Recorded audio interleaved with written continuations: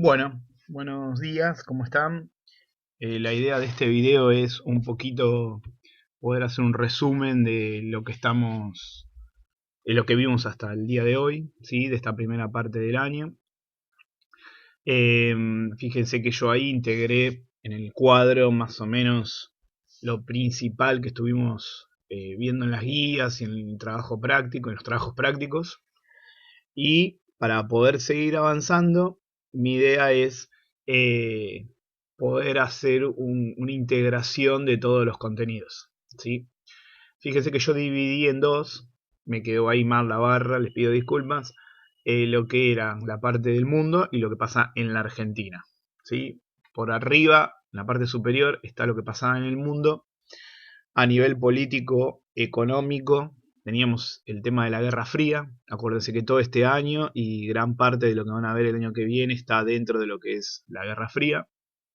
Todo lo que vamos a ver este año va a estar dentro de la Guerra Fría. Y eh, a nivel económico, pero ya más como proceso, no ubicado en un país determinado, sino como un proceso, lo que estamos viendo, habíamos visto en la última clase el texto de Los Años Dorados. En él habíamos eh, ahondado un poquito. Ahora, después, la primera actividad de esta parte del año va a seguir siendo trabajar con ese texto.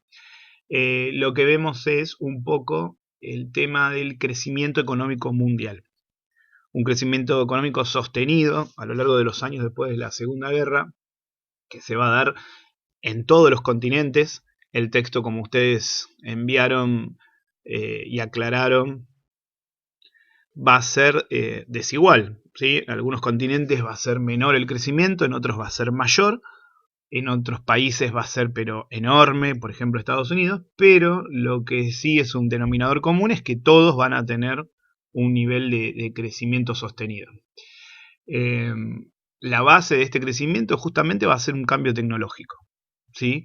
Lo que vamos a ver es que el uso de mucha tecnología que se había creado para la Segunda Guerra, a llevarlo a la parte civil, a la producción civil, y al copiar ese modelo de Estados Unidos, que ha sido el gran triunfador de la Segunda Guerra, por los distintos países del mundo, lo que va a hacer que ese crecimiento vaya empujando otros cambios que vienen atados a él. Por ejemplo, vamos a ver que hay cambios sociales, cambios políticos en las estructuras, ¿sí? El tema de la mujer, la juventud, etcétera.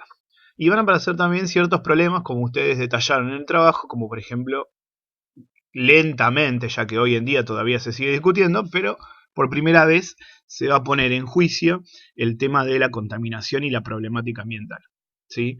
Es en la primera vez después de décadas de crecimiento capitalista donde se va a empezar a ver que la gran víctima de todas esas producciones industriales y ese desarrollo va a ser la naturaleza y el medio ambiente, ¿sí?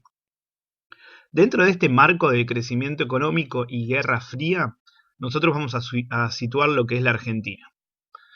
Después de la guerra, los primeros 10 años lo vamos a situar bajo el poder del peronismo, ¿sí?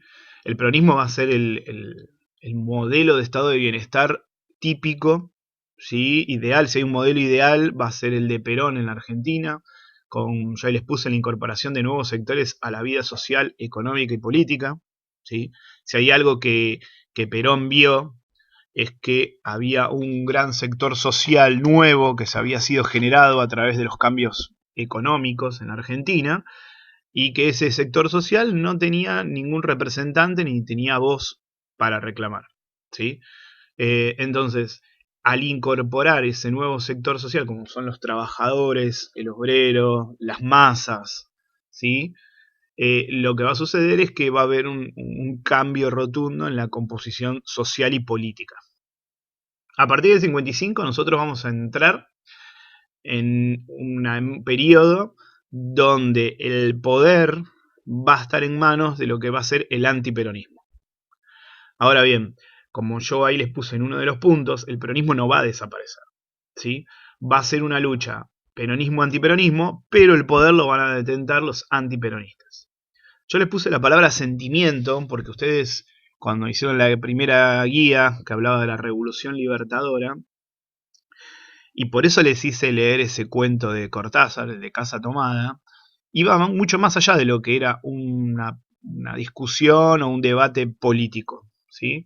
Recuerden lo que hablábamos de desperonizar a la sociedad, el robo del cuerpo de Eva Perón, prohibir que la gente cante la marcha peronista, prohibir que lo nombren a Perón, o sea, se llevaba a un paso más allá de la discusión política, ya se podría decir inclusive más allá de lo ideológico, llegando hasta lo que era un sentimiento, ¿sí? De odio, de rechazo. Y lo que produjo en ese momento fue justamente todo lo contrario. Nunca alcanzó su objetivo, sino que lo que hizo fue afirmar más en los seguidores peronistas ese sentimiento hacia el movimiento y hacia la imagen de Perón, ¿sí? Eh, También lo que vamos a ver es un periodo de pseudo-democracias. ¿Por qué? Porque verdaderamente nunca fueron un verdadero gobierno del pueblo. Nosotros vamos a ver que Revolución Libertadora, esos primeros años, después, de forma indirecta, con los gobiernos de Frondizi y Guido Ilia, donde había elecciones, pero no participaba el peronismo, tampoco era una democracia abierta. Y después del golpe a Ilia, vamos a ver que vuelve la dictadura militar de la mano de Onganía. Entonces, lo que vamos a ver es que el poder siempre lo regulaba y lo ejercía el sector militar. Inclusive cuando Frondizi y Guido Ilia estuvieron en el mandato, ¿sí? Eran ellos los que controlaban y lo que eran el termómetro de lo que sucedía. Si los gobiernos hacían algo que no les gustaba, se los corría del poder. Frondizi estuvo más años, Ilia menos, Guido estuvo unos meses, pero siempre atrás de ellos estaba la vigilancia del sector militar, ¿sí? Lo que vamos a ver también a nivel general es que la economía se va volviendo un poco cada vez más liberal y dependiente. Se va alejando de esa economía peronista, donde el Estado interviene mucho y es el regulador de toda la economía, a lentamente una economía que va a ir quedando libre del control estatal. Los gobiernos lo que van a hacer es generar una mayor dependencia con el exterior, el primer préstamo al Fondo Monetario Internacional de esta etapa, ¿sí? La vinculación con leyes y diferentes medidas que van a beneficiar a las empresas extranjeras, Frondizi y el cambio de opinión. ¿Se acuerdan que yo les pregunté? Primero, cuando estaba en campaña o inclusive antes, decía que el petróleo debía ser nacional, con explotación nacional, que las ganancias nacionales, y cuando es presidente firma contratos con empresas de Estados Unidos. O sea, lentamente la economía va a ir virando a una mayor dependencia. El desarrollismo durante el gobierno de Frondizi, una de las bases del desarrollismo es la inversión extranjera. Es decir, crecer, pero con plata del exterior. Entonces, esa dependencia nos va a ir atando a lo que va pasando en el mundo y principalmente con las decisiones de Estados Unidos. Y dentro de la Argentina, el gran opositor a todo esto va a ser el peronismo. Existían otros partidos como la Unión Cívica Radical, Frondizi, Ilia, y ahí falta Balbín, que es una gran figura de la Unión Cívica Radical, que nunca fue presidente, pero que sí tenía influencia, van a ser la cara visible de una oposición más débil. ¿Por qué? Porque ellos no estaban prohibidos, como el peronismo, pero tampoco llevan a aglutinar todo ese poder que podía, ¿sí?, ejercer el peronismo. Nosotros vimos en la guía de Frondizi que Frondizi gana las elecciones porque negocia con Perón y de esa forma los votos del peronismo, como el peronismo estaba proscripto, van hacia Frondizi. Y también vimos como Ilia, al no negociarse y no acercarse al peronismo, va a tener un gobierno muy débil, donde va a tener muy poco apoyo. Entonces, el factor que va a determinar hacia dónde van a ir la oposición y qué medidas se le van a oponer a esos gobiernos militares va a ser el peronismo. Dentro del peronismo vamos a ver dos grupos. El sindicalismo clásico, que acompañó a Perón desde antes que fuera presidente.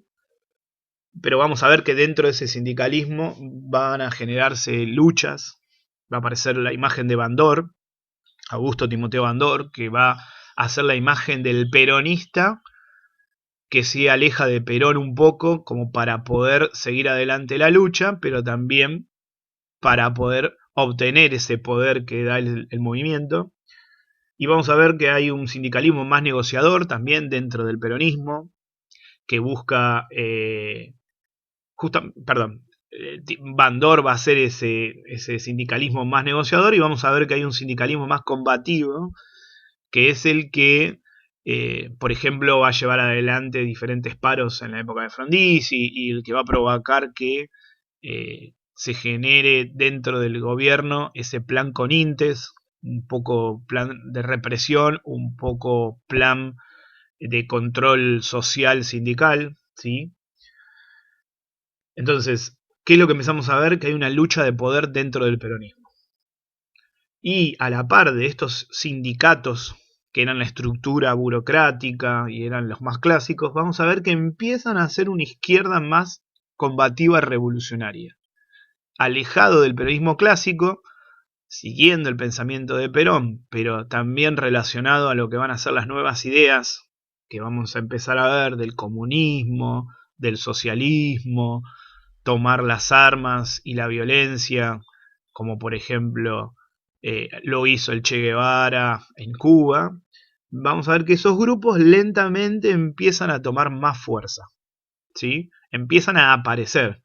Su momento culmine va a ser durante la década del 60, fines de los 60, donde ahí sí van a tomar forma, y su ocaso va a ser los años 70 con la última dictadura que los persiguió hasta tratar de exterminarlos. Pero en este momento, durante los gobiernos de entre Frondizi y Ilia, lo que vemos es que empiezan a originarse esos pequeños movimientos peronistas más revolucionarios. Hasta acá es donde nosotros vimos hasta las vacaciones. Lo que vamos a ver es la continuación.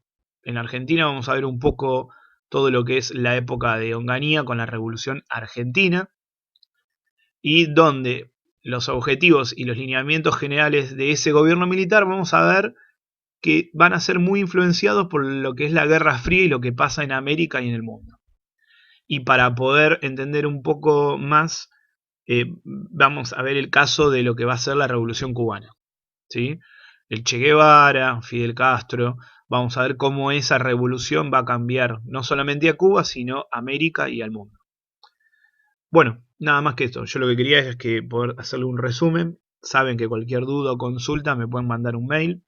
Los que deben trabajos recuerden de poder enviarlos en cualquier momento. Yo los voy a recibir, no hay problema. Tratemos de estar todos al día.